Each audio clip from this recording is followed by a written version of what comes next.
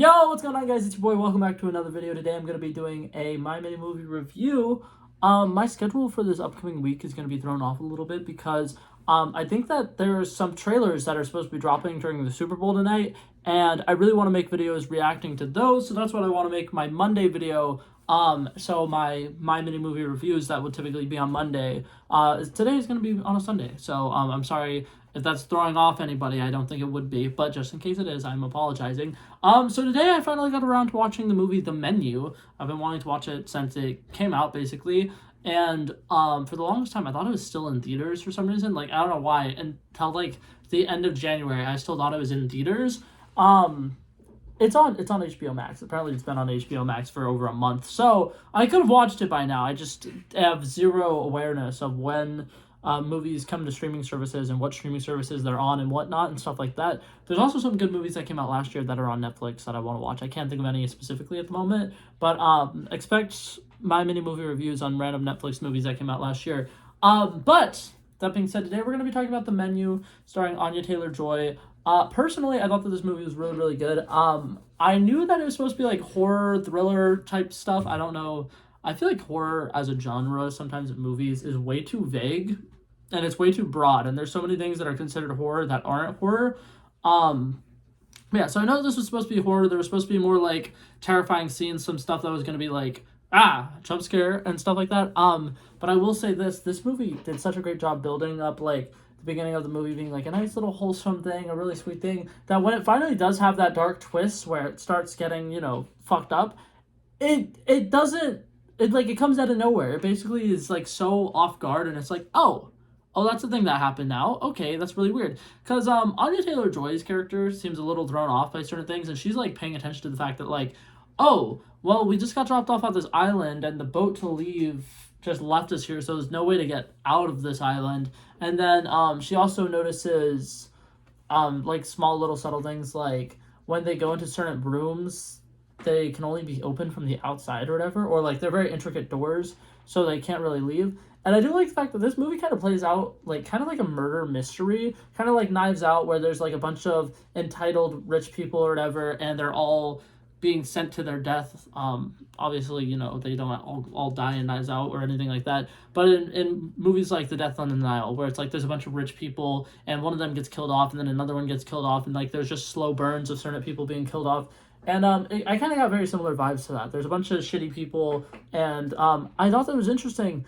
I thought that the protagonist of the movie was supposed to be Anya Taylor-Joy, which she is, in a sense, the protagonist of the movie, but I feel like by the end of the movie, the chef actually is more or less the protagonist, because what he's doing is really fucked up, but he's the one who we're kind of rooting for, in a sense, where it's like he was a regular person. He had something that he really loved to do. He was something that he was very dedicated to do. He put a lot of work into it. He was very passionate about it. And that's culinary art. He wanted to be a chef. He was very good at it.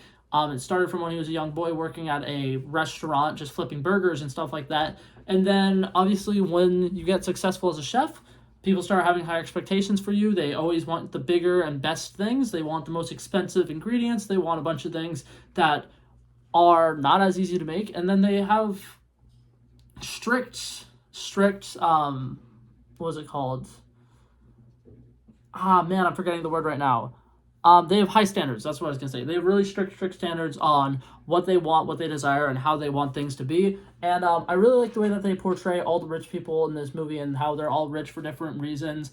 And, some of them are overall shitty people. The way that they have the reviewer, the person who gave him his first critic review or whatever, that kind of helped him get off the charts or whatever, the way that they show how she can really make a giant impact in people's lives and not even realize it because she's too egotistical is really, really cool. I love the fact that they show that she's a really shitty person.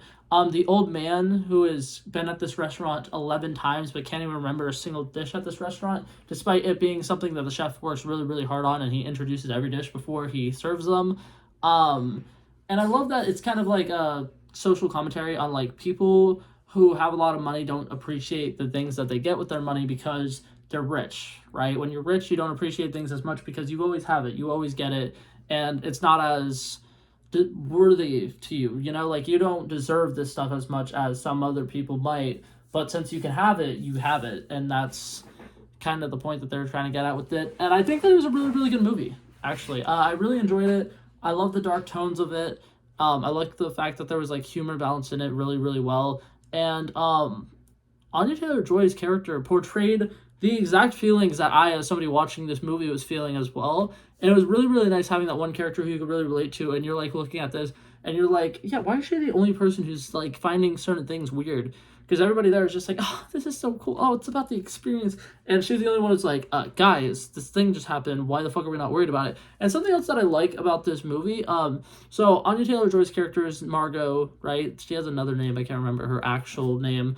But she does not have a lot of dialogue in this movie. Like, towards the end, she gets more, but for the majority of the movie, she's really quiet. And that's what I love, is Anya Taylor-Joy does a great job acting out all these different things that she wants to say using just her body language, her eye contact, her, like, little gestures that she makes.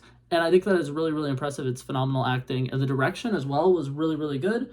That being said, I thought this movie was very, very fantastic, very enjoyable. It was very dark, and I actually really liked how dark it was. But yeah, I gave this movie a solid 87 out of 100. I thought that it was very solid. I definitely would watch it again, and I really liked it. And it being an hour and 47 minutes was actually really nice. I don't know why. I feel like a lot of the movies I've been watching recently are well over 2 hours, and this one being an hour and 47 minutes, it gets to the point really quickly. There's not a lot of scenes that feel unnecessary, and it's fantastic. I definitely would recommend it if you guys haven't seen it. But yeah, that's it for this video, guys. Hopefully you guys enjoyed it, and I'll see you guys in the next one. Peace out.